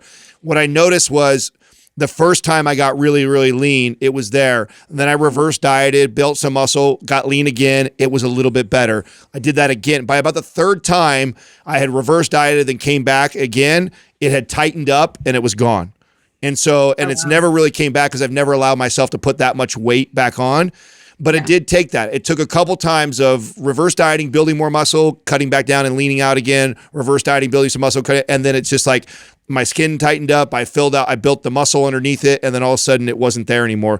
But it was weird because seeing that when you're 5% body fat is like, what's going on? I'm lean. I shouldn't have this here. And I'm sure you feel very lean compared to where you come from. And so it feels like I shouldn't have that right there. But it's stubborn. Yeah. It's a stubborn place that a lot of us get, especially if we've carried excess weight for an excess period of time, and that your body's still got a little bit of loose skin there. It's still holding a tiny bit of extra fat still right there. And it'll go over time, especially through consistency and proper dieting. Body composition will happen if you slowly reverse diet and build muscle. You're going to get the body comp changes for sure, just from that. Yep. Yeah, I guess my concern was just because like my age, I didn't want to lift too heavy. So that's why I'd asked that question about like lifting more. Don't be afraid. I'm 45. Yeah. And so I'm like, I need to just like be a little bit more careful, especially since I'm new at lifting, new in the sense it's only been a couple of years, hasn't been my whole life. No, listen, the injury comes from lack of control and stability. And yes, it's true. Once you get to a certain strength, you got to be really careful, right? Like, when I'm, There's so much potential for you still though. Yeah, but you got a lot of potential. So maintain good technique and form. Don't compromise your technique and form, but also challenge yourself. Yeah, Misty, how often does this ever happen to you? Because this could be like a real easy way to do this. How often do you follow a program like MAPS 15? It calls for 12 reps. You put weight on the bar and you realize at rep 8, you can only get maybe one more and you have to stop at 9. How often does that happen to you? I've been better about it recently, where I was picking up a weight where I could complete the reps and the sets like where I was not like gassed, but I could actually complete them. So lately I've been trying to like push myself where if I only get 8 out because I picked up a heavier weight, I'm trying to be better about that. Perfect. So good. That's what I want. That's what I'd want to see from listening to you guys. Yes, that's what I'd want to see from you. I'd want to see that side, because normally, especially my female clients, they are more like, it's the opposite of dudes. Dudes put on too much weight. I got to tell them to back off. You're not ready for that. My girls, I'm normally like, you can do more. Trust me. Like, it's okay if you have the program calls for 10 reps and you put enough weight on and you realize you can't even get to 10 reps. I would rather see that than you always can complete 10 reps easily. Because then I'm like, okay, there's another level that you got there that you pushed, and it's not a big deal if you cut the set short by 8 reps because you put 5 or 10 more pounds that you didn't think that you could lift on. That's right. That's a better mentality where you're currently at. Okay. So that's good to know. Yes. And I just went to the hormone doctor this morning, actually, oddly enough, and I found out I have Hashimoto's and hyperthyroid. So that was fun news. Oh, hey, you get that under control to my diet, because I drink lots of protein shakes and to meet my protein goals, because it's hard to get 140 grams of protein in. So that's kind of my avoid gluten if you don't already do that. I've had a lot of success with clients. And thyroid issues, especially antibodies and gluten. So for some reason, it's got this really good effect typically. Yeah. All right. Yeah. I definitely try all the stuff you guys suggest. I have Joy Mode. I have the Intera or Luminous, the Joovv red light. I do that every morning. I've seen difference in my skin for sure. I have Neo Valley, bone broth, and That's awesome. You're doing all the things. That's why you look so good. I saw your age. I'm like, she doesn't look that. So that's why you got that. Yeah. You're doing good. If you stay consistent and you take the little bit of advice we're talking about, trying to get stronger, adding a couple hundred calories right now, and I think right away you're going to start to see a difference. And it just takes time. You just got to remember that. I don't know how many years of your life you carried yourself overweight, but it's a lot longer than the time that you've been in the shape that you are now. And so over time, it'll get a little bit better. And I wish I had the science to explain better why that is, how that happens. But I know firsthand with myself and seeing it in clients where, like, you know what, after we've reverse dieted a couple times, that tends to go away. It just takes time. Yeah.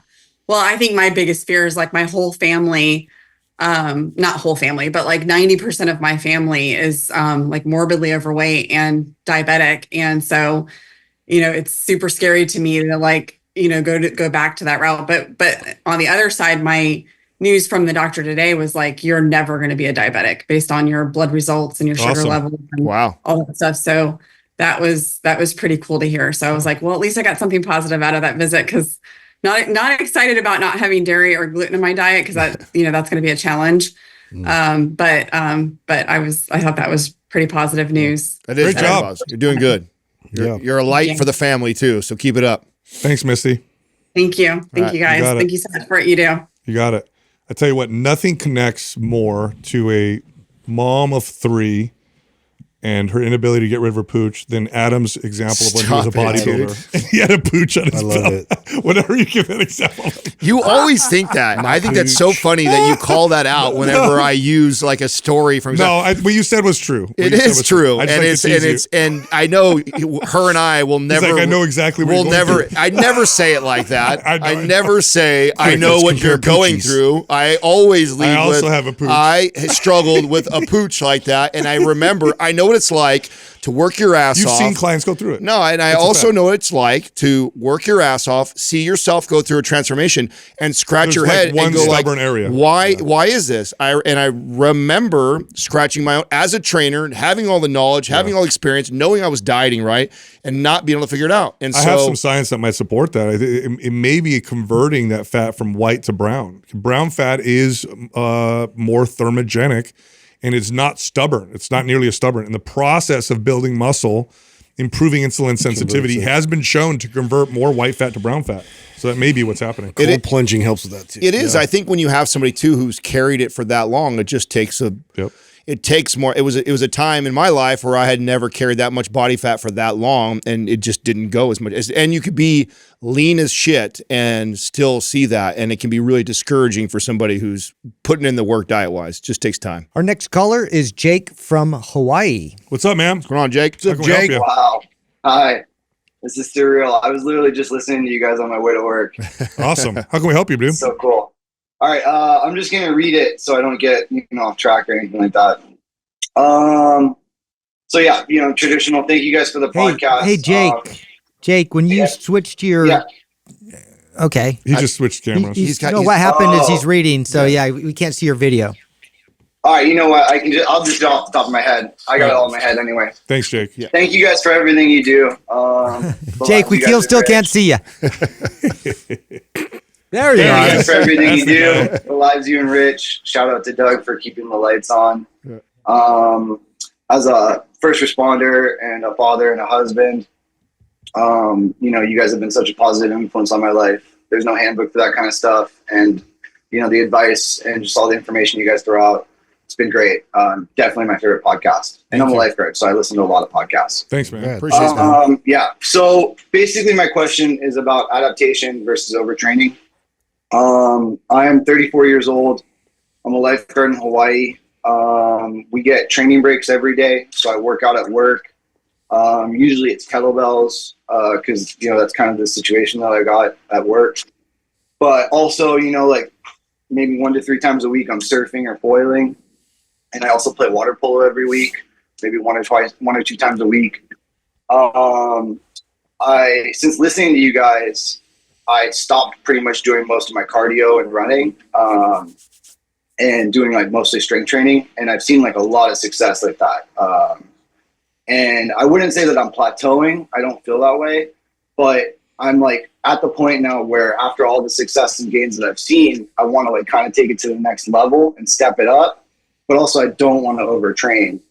So my question is kind of how do I balance like everything that I'm doing? And I know it's a lot, and I have a feeling you're probably going to say I'm overtraining, but how do I, is it adaptation or is it overtraining? So that's kind of like where I'm at. I don't think you're okay. Based on what you're telling me, I wouldn't say you're overtraining, but if you want, and I'm going to assume what you mean by you want to see more progress, that you're referring to more muscle and strength gains.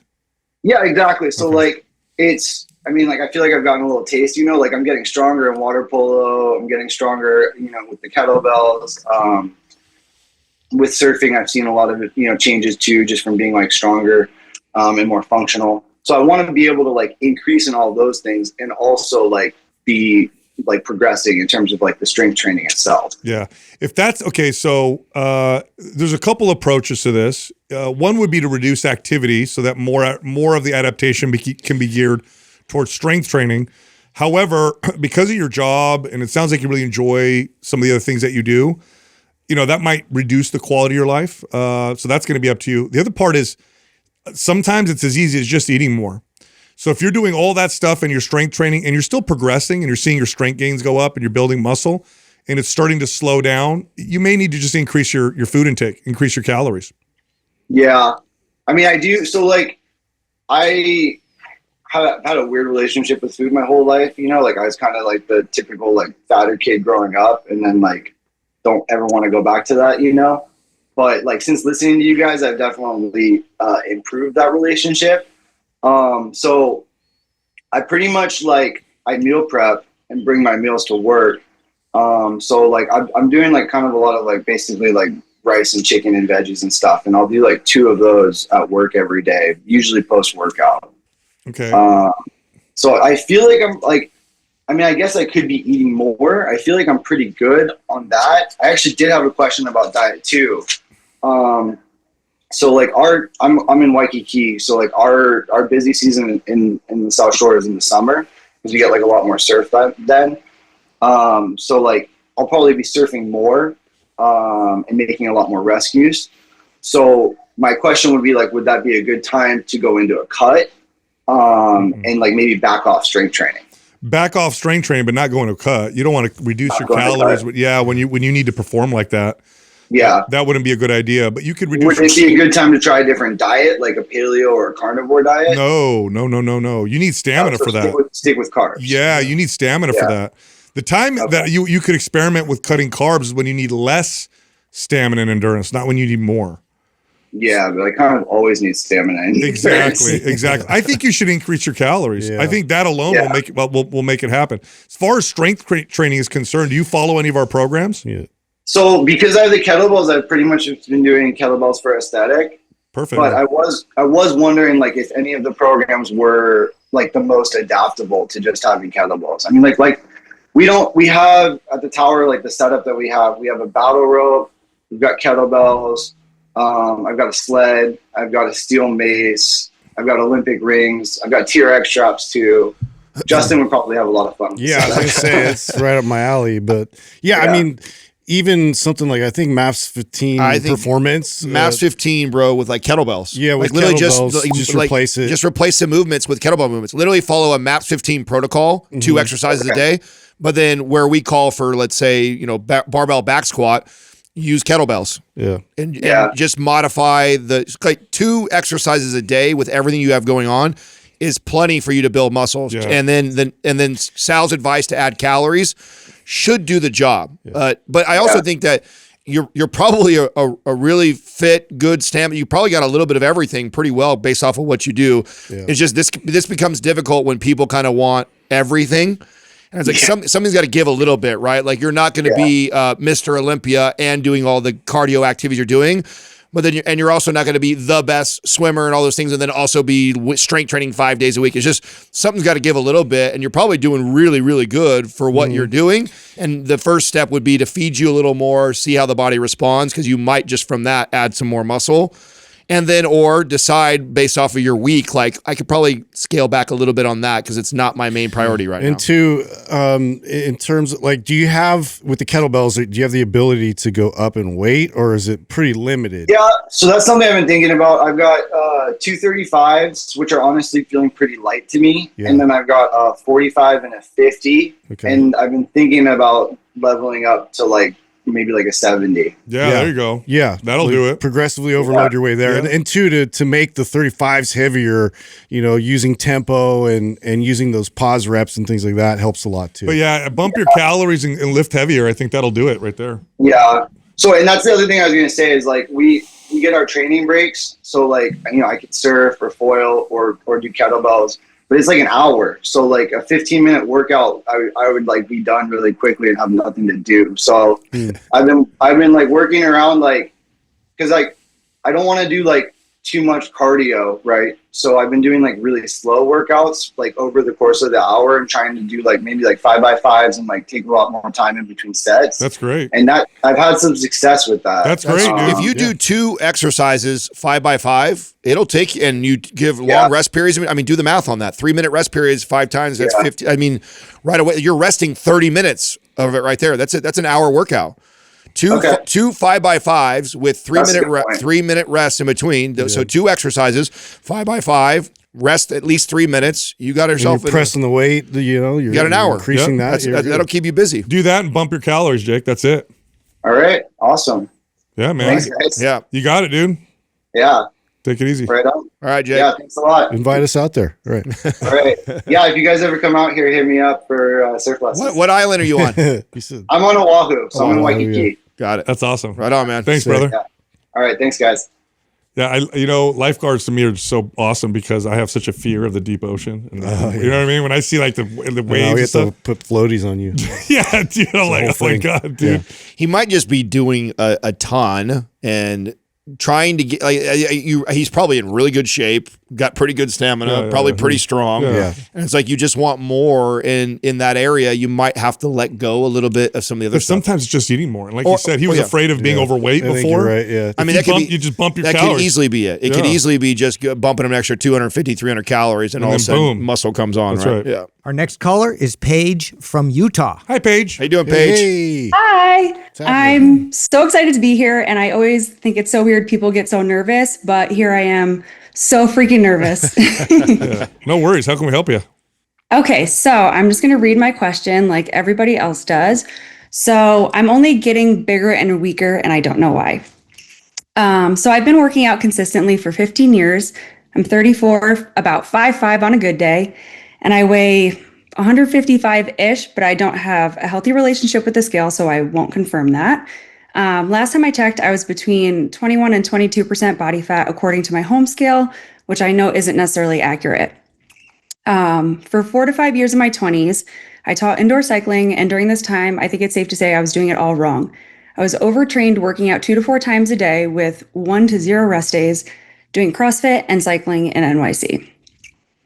The culture there was no days off, and it was horribly toxic. I was under eating, undersleeping, etc. That said, I was the strongest I've ever been. My squat was 223, deadlift was 280, and my bench was 135. In 2019, I decided to leave New York and slow life down a little bit since my strength has only decreased and my body has gotten bigger. When I left fitness, I started a sedentary job for the first time in my life, and without realizing it, I gained a bit of weight. In New York, I was between 135 and 142 pounds, and about a year and a half ago, I went to the doctor and I weighed 160 to my surprise and had a complete meltdown. Since I've put a big focus on getting non-exercise activity in daily, I've gotten my steps up to 8 to 12K per day. I lift 3 to 4 times a week for 30 to 45 minutes at a time, focused on strength. In the last few months, I started a reverse diet, adding 100 calories every 1 to 2 weeks. After all the coaching calls I've listened with you, I felt that was my next best move. I've been chronically cutting and maintaining since I started my journey 15 years ago, and unfortunately, I'm just another millennial who got trapped into the mindset of being smaller is better. I'm up to 2,100 calories a day, which is a lot for me to be eating consistently. It's been mentally hard, but I thought maybe this would be the fix. Overall, I've been feeling pretty good. My activity is up, my energy is up. Well, it was up, it's not up anymore. I'm getting a little bit stronger in the gym, and I really thought I was starting to look better. And as much as the logical side of my brain knows that being strong and healthy is number one, there's still a traumatized girl inside me that cares a lot about how I look. Today, when I wrote this email, feeling confident, I decided to measure my waist just to see where it was at, because usually measurements make me feel a little better than weighing myself. My waist is 1 to 2 inches bigger than it was 6 to 12 months ago, and I'm just at a loss. I've spent a long time trying to figure out how to lose body fat, and I feel like I continue to fail. I continue to get larger and weaker. My squat went from 223 to 190, if I can even still do 190. The last time I tested that was probably 6 to 12 months ago. I'm feeling really frustrated, and I don't understand why my body doesn't do what it's quote unquote supposed to do. I had my hormones tested in 2019, and I was estrogen dominant and had high cortisol. I spent a few months taking supplements like DIM and other vitamins to regulate, but it cost a lot, so I stopped. So I don't know where they stand now. I have some autoimmune issues, primarily psoriasis, no food sensitivities that I know of. Although I recently cut out dairy and I feel better doing that, and I think I may have had a slight sensitivity. Anyways, I'm just at a loss. I know I'm not perfect. I don't hit my calories every weekend because I like to enjoy my life. I've had a time where I was really, really strict back when I lived in New York, and I was absolutely miserable and hated my life. So that's my question. All right. So, all right, let's back up for a second. You said you got weaker, and the number you gave us was like a squat of 223 to now 190? Yes. When was the 223? That was probably 2000. Okay. That was 2019. Okay. Since you started reverse dieting and strength training the way you're describing now, have you gotten weaker or stronger? I don't really know. I haven't tested any of like my maxes or anything. I feel generally pretty good. I feel like my upper body has been getting stronger faster than my lower body, and it used to be the other way around. So I'm not totally How does it sure. feel when you're going through the reps though, without having to do a max set? Like, do you feel strong getting through your reps? Are you adding weight to your current sets or adding reps? Yeah, progressive overload. Yes. Yeah. I mean, I feel like I consistently have been moving up, but I feel like I keep starting from a lower place. Like every time I start like a new cycle of anything, I feel like I'm starting at a lighter weight. And although I'm like building up during that cycle, I don't feel like I'm really getting further. What do you mean? Yeah, you can't compare yourself to the maniac version of you that was eating perfect and training 7 days a week. It's just not fair. And that also caused some damage. But even, what do you mean by cycle? Do you mean when you switch to a different program? Yeah. Okay, that's normal. Yeah, that is normal. Within the program, though, are you getting stronger since you've been doing this reverse diet and strength training the way that you explained? Yeah, I think so a little bit. I don't feel, and I know that I should be focused on strength only, but I don't feel like my body is necessarily changing all that much. So that's where I'm frustrated. So here's what happens when you get stronger. Your body changed. I mean, that's what happens, right? If you could do 5 pounds more today than you did 2 weeks ago, then that means you're just not the same body. So it did change. And it's very difficult to use the mirror as a gauge on progress because very deceptive. It's subjective. So it can be very, especially if you've been challenged by this in the past. Now, if you want to use some kind of a measurement, waist is okay. But the problem with waist is, especially if you have any food intolerances, autoimmune, and you retain water. I mean, your waist could fluctuate 3 inches depending on the time of day, your time of your cycle, and or whether or not you're eating a food that can cause sensitivity issues. I like body fat tests, and I like consistent body fat tests to look at the trend. That's going to give you a better gauge of what's going on. But the things that I think are most important are: do I feel better? Am I stronger? How's my energy? Those are going to be the most important things to focus on. And I would say stay the course. Now, the other part of this is the hormone thing, because you did test estrogen dominant. You do have some autoimmune stuff. That'll also make her hold high more cortisol. Water. Yeah. So, you could look at that again and work with a practitioner on that. 35 is relatively young, but what you see in women who in their 20s beat the hell out of themselves. So this is common in my experience. Women who beat the hell out of themselves in their 20, who get away with, or should I say they get away with it because their bodies are somewhat resilient. So they don't die, but they're definitely suffering. By the time they hit their mid-30s, they start to get hormone issues. Catches up. Hormone issues start to kick in. Perimenopause starts to kind of show up in mid-30s with women who beat the crap out of themselves a lot with either over-dieting, over-exercise, or both. So I would get hormones tested again and see kind of where that's at. Otherwise, I think you're probably moving in the right direction. I would just stay consistent. Body fat test would be the way to measure and get stronger. That's going to move you in the right direction. I mean, estrogen dominance, cortisol stuff going on, a little bit of inconsistency on the, on the weekends is enough of a recipe for you to not see the progress you might be making. I mean, those 3 factors alone is enough to take somebody and make them think I'm not doing a good job or something is wrong, when in reality it's not wrong, and you're actually doing a pretty damn good job. It's that if we were a little bit tighter on the diet on the weekends, we'd probably see a little bit more progress if we weren't holding a bunch of water because we're so estrogen dominant, and or eating foods that make my autoimmune flare up. I have psoriasis too. And there's foods that you and I can possibly eat that aren't a massive red flag, but it's enough for me to all of a sudden to wake up and I notice my face is holding water and I'm a little puffier than what I normally is.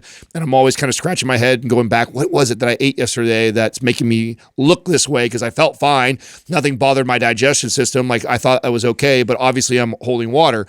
So all those factors is enough to make someone like you feel like you're not doing a good job when you're actually doing a pretty good job. It's just kind of slow at the pace that you're doing it. And there's a few things that we can do to tighten it up. I would definitely look into the hormone stuff because I think that alone tends to make a big difference, especially for my female clients at your age. They're going through that and they haven't got it balanced out. And that is enough to really set them off. Fixing that can be huge. Yeah. But look, here's the other side too. Okay. Because you want to have a good perspective in all of this. So look at your priorities, and you have quality of life. And then you have, I want to lose, 8 pounds of body fat or whatever your goal is. Okay. We just talked about your weekends, and you just said, I enjoy myself and I was a slave to it before and I was miserable. If, tightening up your weekends is going to take away from your quality of life because it starts to push you back to where you were before, it's not worth it. Mm-hmm. It's really not worth it. So, that's the conversation you want to have with yourself. And one of the best things you could do, Paige, to help with this is we're so wired, our brains are so wired towards negative information and default, and defect and anxiety. This is what our default is, that you have to actively practice gratitude to get a more complete picture. So, and it's actually more accurate. It's not less accurate, because sometimes people think, well, if I focus on gratitude, I'm not going to want to improve, or I'm not going to want to change things because I'm always grateful. No, the truth is that the negative stuff is huge by default. And that the only way you can actually balance it out is by practicing, focusing on what's going good. So, and what this looks like is, like for example, I'll give you an example. It'll be like journaling. And I'm like, okay, let me write a list of all the positive things that have happened over the last 3 months. And you're like, oh my God, I feel better. Oh, my weekends are great. I've got this friend circle now that I love hanging out with. And these people I really enjoy. You know what? I'm getting better sleep. I used to have terrible sleep. And just, you have to actively practice it. And then you'll get a more complete picture. And then what might happen, Paige, is you might find yourself going, you know what? I don't want to change a lot. I think I'm doing, everything's great.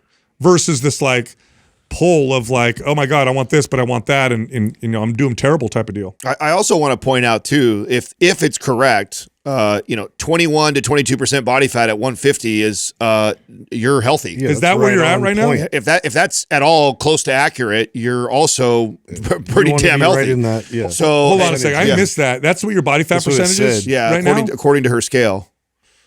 Yeah, according to my home scale. I don't know how accurate it is, but that's what it tells me. It could be off by 3 or 4%. You're doing great. Yeah, yeah. Like low to mid 20s. With someone who's fit, okay? So fitness means like I work out and I've got some strength. By the way, 190-pound squat for a woman your size is great. Yes. Okay. I mean, were you like a 6-pack before this? Is that what we're like trying to focus on, or? No, I've never had a 6-pack. I've basically, no matter how strong I get, I kind of always, I wouldn't say look the same, but you wouldn't see me and be like, wow, that girl works out. Like I'm pretty average looking, regardless of where my strength is at. So even when I was beating myself up, like I look back at pictures and I'm like, damn, I wish I knew what I looked like then because I thought I was fat, but I definitely wasn't. What do you think's happening right now? Yeah, exactly. Yeah. Well, and that's the hard thing too, is I can't see myself. So then I try to use metrics to help me, but then those get in my head. So then I'm like, well, I can't get on the scale anymore because I'm going to drive myself crazy. So then I try to find other metrics that will work. And I just kind of never know where I am. Paige, tomorrow, go the next 10 women that you see randomly that are 30 or above. Okay. They have to be your age, around your age or above. Okay. The next 10 you ask them what their squat is and report back to me if any of the 10 have a better squat than you. Yeah. I put that into perspective. Look, you could walk outside right now, the next 10 people that you see, ask them where their squat. That is really strong. That's really strong for a guy or a girl. 190 squat is impressive. Yeah. That's really impressive. I tell you, look, low 20s is a great body fat percentage to be in. It's healthy. It looks good. Yep. And you're strong. You're doing good. I tell you what, look, let's just make this real easy, Paige. Focus on being healthy in all respects, physical, mental, spiritual health, and your body will reflect it. Yeah. But if you focus on your body, you're not going to get what you want. So focus on health. The rest will follow. That's it. I had a feeling that's what you guys would say. Yeah. All right. Let's do it. You're doing good. Are you in our forum or no?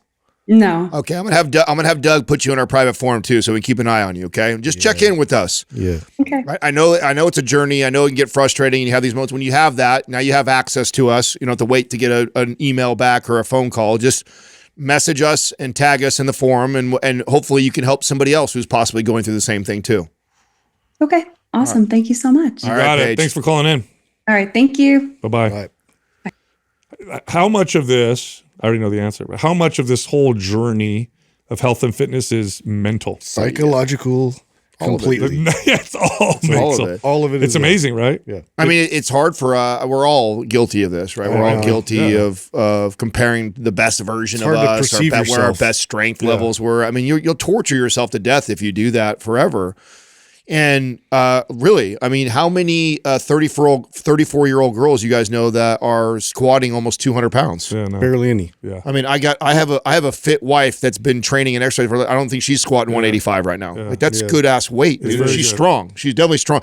And if her scale is even remotely close at 20, that's great. Yeah, she could be 25% body fat, squatting that kind of weight. And I'd be like, yeah, you have some good muscle on you. And two, I want to point something out. She said, oh my God, back then in my 20s, I'm paraphrasing, I was miserable because I was overtrained, under eating. Okay. And then she also, in the same conversation, said, I look at those pictures and I look so good. Just to kind of paint the picture of how we fool ourselves. Would you actually go back in time and be that miserable girl in her 20s again, just to look like that? And I bet her answer would be no. So that's the real full context of and that. yet still holding on to that image. That's right. All right, I know you liked that episode. If you did, check this one out. One of the keys to fat loss is protein. It's true. If you're not eating a high protein diet, you're not going to burn as much body fat as you can. So in today's episode, we're going to talk about the smartest ways to use protein for fat burn and to build muscle. You got to watch this. I wish I understood this earlier in my career. I think it was probably almost 10 years in when I started to just focus on this with clients. I knew it was important, yeah, but I don't know how important. Yeah, I also did. I knew it was important, but I also didn't